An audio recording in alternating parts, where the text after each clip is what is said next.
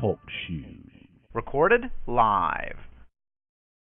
Good evening, ladies and gentlemen. Welcome to the Old Time Radio Superman Show. This is your host, Adam Graham. I see here we actually have a nice a visitor in the chat room, Merlin McCarley, who says, and welcome to the DC Multiverse to all. And yeah, it's definitely Superman in another era. And actually, this is before there really was DC Comics when we're listening to these Superman episodes. And that is to me, way back. So welcome aboard. As we get started, I want to remind you that this is brought to you by that tonight's episode is brought to you by Laser and Sword Magazine.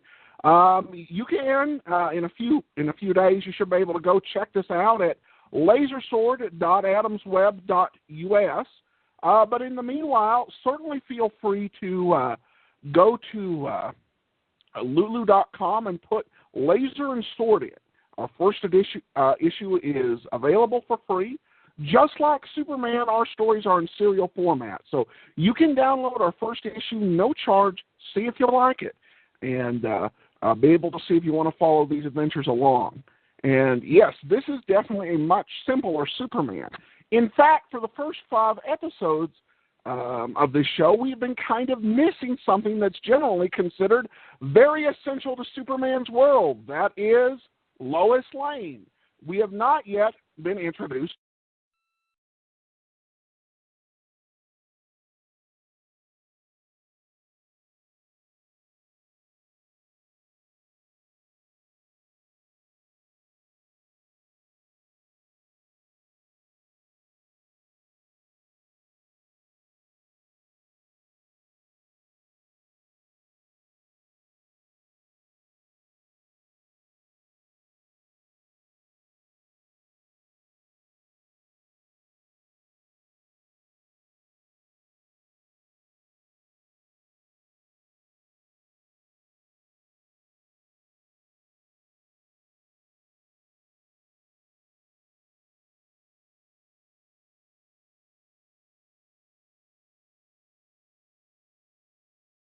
I apologize. I got disconnected there.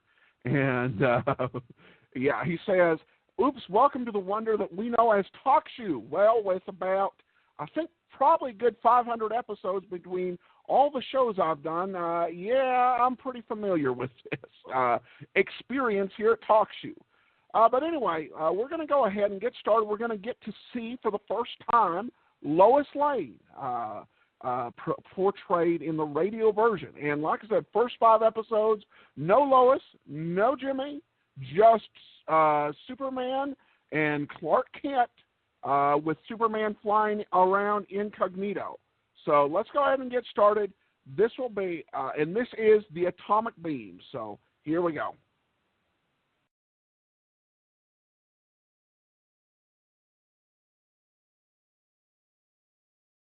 Presenting Superman. Up in the sky. Look, it's a bird. It's a plane. It's Superman. And now, Superman.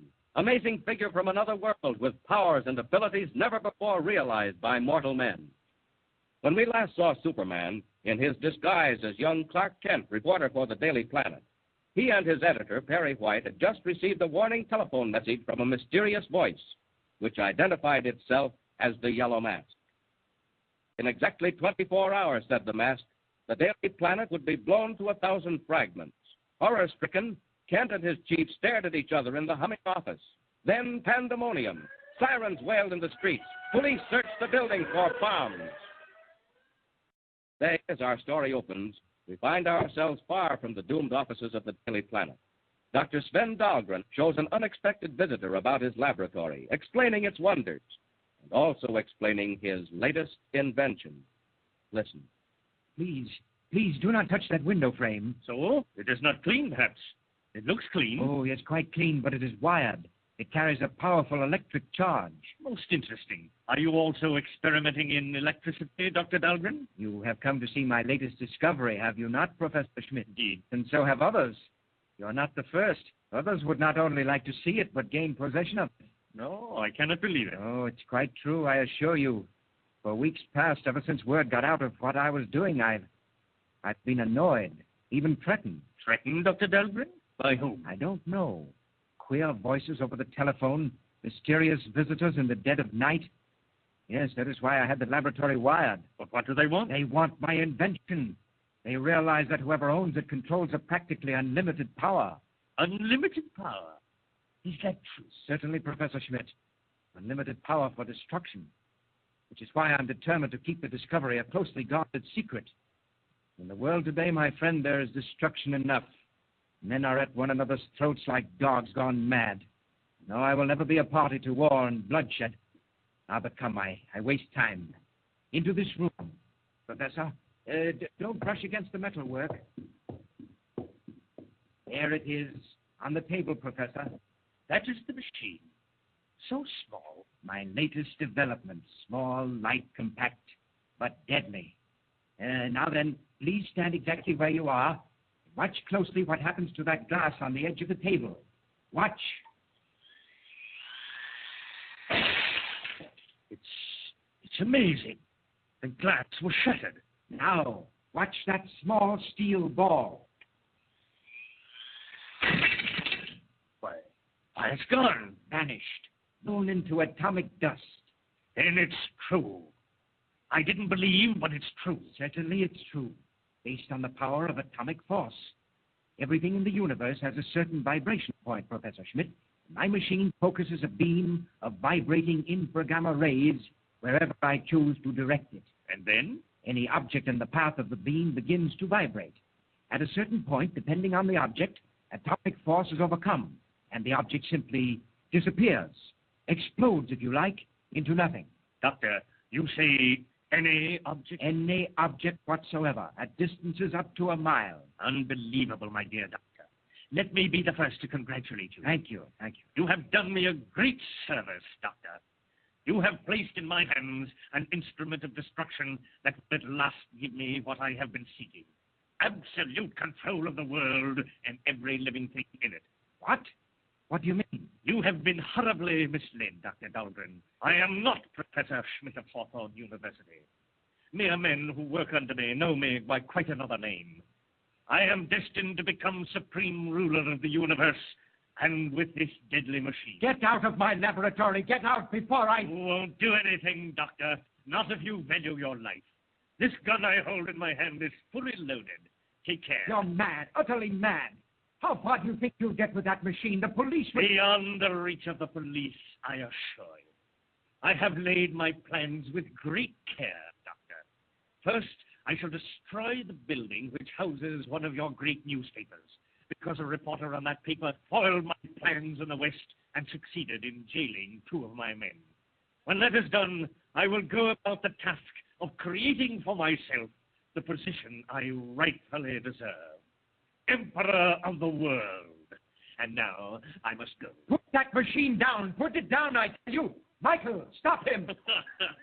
No living thing can stop me now. Goodbye, Doctor. Don't let him get away! Michael! Doctor, what's happened? Catch him, Michael, catch him! Doctor, what's the matter? You're pale. He got away with the atomic beam, Michael. You know what this means? That lunatic, he has in his hands the power of life and death. He is a walking symbol of death. Where is Clark Kent? The minute he gets back, send him in. Here I am, Mr. White. Oh, Kent, where have you been? Down in the cellar helping the police. Turn up anything? Any sign of a bomb? Not a thing, Mr. White. We combed the building from top to bottom. Anything turn up here? Not so far. What's the time? It's 4 o'clock. If that fellow really meant business, we've only got about 2 hours to go. Call in your office, Mr. White. Oh, thanks, Lois. Oh, by the way, Kent, I don't think you know Miss Lane. Lois, this is Clark Kent.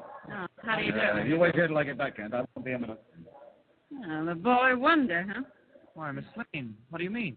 They told me you talked yourself into a job, went out west, and came back with the biggest story of the month, all in less than a week. Well, I guess I was pretty lucky. I'll say you were lucky. Now you're the white-haired boy, huh? I'm afraid I don't quite understand. You got the old man hypnotized. He thinks you're Horace Greeley. I'm afraid I don't. Oh, don't act so dumb. All this nonsense about a time bomb in the cellar. What's the big idea? Miss Lane, I only wish I knew. You mean to tell me you didn't make it up out of your head? I certainly did not. I don't believe it. Well, now what's the matter? Listen. Don't you hear something? I hear the presses in the basement. No, outside. Pardon me a minute. Come to the window. Now, don't you hear anything? What do you think you hear? A plane. There's a plane out there flying low. Well, I'll be... Now, look, Mr. Kent, this is a big town. You'll find quite a few planes flying around here all day and all night. If it bothers you, you better go back to the farm. No, really, Yes, really, I mean it, too. Tell the old man about your big discovery. Here he comes now. Well, anything new? Yes, you're a star reporter. Heard a plane. It was flying pretty low, Mr. White. Well, what of it? Oh, I got a job for you, Lois. Yeah, good job. No. Go out and interview a scientist. Human interest stuff. Who is he and where? Dr. Sven Dalgrin. Got his own laboratory out on Haven Avenue. Look the number up in the book. Who is he, Mr. White? What's on his mind? Leading American investigator in the field of atomic energy. Must we... Yeah, come on, get going, Lois. Get going. This paper's always been tied in with science. We've been after Dalgrin for a long time, and now he comes to us. Why? Well, he said somebody stole a new machine he invented. I couldn't make much sense out of it, but he seemed pretty worried. Wanted me to rush a story into print. Oh, what's the matter with the police? I suggested that, but he said he needed more than the police. Sounds cracked, but it may make a yarn. On your way, Gardy. All right, if you say so, Mr. White. I'll get right out there. So long, Mr. Star Reporter. You come with me, Kent, into the office. I can't stand much more of this. I know, Mr. White. It's nerve-wracking, this yellow mask business. Worse than that. I don't know whether to believe it or not. If we could only get a lead. Ordinarily, I wouldn't give it a second thought. Just another crank. But I don't know, Kent. I swear I don't know. Oh, what's the time now? 4:05. Don't keep thinking about the time, Mr. White. Confound it, what else can I think of? 2 hours more, and we may get blown to glory. What do you think? About the yellow mask? Can he do what he says? Well, let's hope he can't, Mr. White. But you're afraid he can. And the devil if it is, so am I. Now, if it hadn't been for that business out west... Well, maybe you ought to empty the building. No. You want us to be the laughingstock of the city? Suppose nothing happens. On the other hand, suppose something does. Well, they can't intimidate me. If the yellow mask means business, he'll find us right here at 6 o'clock. City room, White. Mr. White, this is Dr. Dalgrin. Yes, Dr. Dalgrin. One of our best people is on the way to your laboratory right this minute. No, that is not why I call. I wanted to tell you. Yes? The man who stole my atomic beam machine mentioned the newspaper. He said... Yes? What did he say? Something about destroying a newspaper. What's that again? Listen, Doctor. Hello, Dalgrin. Hello. Yes, Mr. White. I was cut off. Get me Dr. Dalgrin at his laboratory, quick. Sorry, Mr. White. I'll call you. We were cut off. No, he was cut off. I'm sure of it. You heard all that? Mr. White, that scientist, what was he working on? I don't know. Some kind of a gadget to release atomic force. A machine? I imagine so. Why? Don't you see, Mr. White? There's our lead. The man who broke in and robbed him was the yellow mask. Kent, I think you're right. Dalgrin just said the burglar mentioned destroying a newspaper. Then I must be right. Now, look here. We've searched the building and haven't found a thing. No packages, no wires. If the Daily Planet is going to be blown up, it's got to be done outside. Maybe up above. That airplane. Airplane? Was flying too low for a transport. Mr. White, that plane was spying out the lay of the land. And at 6 o'clock with Dr. Dahlgren's machine, they'll come back again and... Hello, Dalgrin? I'm sorry, Mr. White. Dr. Dalgrin's telephone is out of order. Kent, do you hear that? Dahlgren's line is dead. Cut. That settles it, Chief. I'll be seeing you later. Kent, where are you going? After Miss Lane. Something's wrong at Dahlgren's. If it's the mask, well, there's not much time to stop him. So long. Hey, kid, where'd you hurry? Yeah, got another front page scoop, Ken? Oh, thank heaven. The locker room's empty. Quickly now. Out of these clothes. Superman's turn now. Oh, someone's coming. The window. Out. And up. Up. Not much time left. Got to find Miss Lane. Find out what's happened at Dalgrin's and stop the yellow mask. Higher we go. Higher. And faster. Faster. Faster.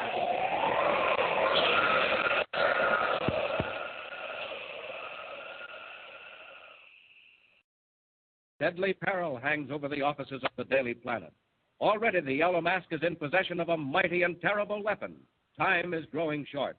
But Superman is on the way. Powerful form streaking through the night sky, red cape whistling in the wind. Can he arrive in time?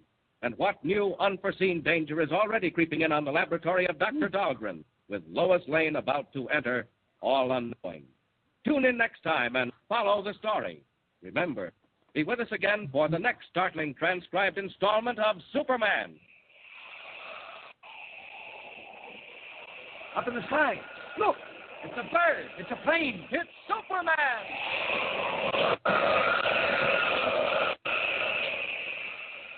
Superman is a copyrighted feature appearing in Action Comics magazine. All right, welcome back here. We were just talking during the show about old-time radio programs, and most of the podcasts out there, as Paul has made, kind of do, they'll do a little bit of this show, a little bit of that show, kind of just, highlights, whatever's interesting that comes upon. I like being able to go through a show and see it kind of develop it, and this show changes quite a bit. I have to admit, this was... they have a very good way of making you tune in for the next episode because you don't want to miss it after an ending like that. That was definitely a very, definitely come back. You can hear us Sunday afternoon at 3:30 p.m. Eastern. That will be our next episode here. Again, please check out Laser and Sword magazine. You can go ahead and pick up your free copy at lulu.com. Just put Laser and Sword in.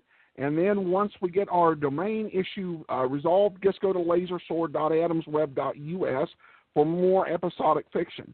A very interesting introduction to Lois Lane, and perhaps one of the harder-edged Lois, which is saying something because Lois Lane is usually a fairly hard-edged character. But it's a very brief introduction. We're definitely, of course, going to see a bit more, and it'll be interesting to see because we've got about 1,000 episodes to go through how she develops over the course of that. So we will definitely be back on Sunday. I thank everybody so much for listening, and thanks to Merlin McCarley for joining us, and for Andrea for listening in the chat room. For now, I thank everybody so much for listening. This is Adam Graham signing off.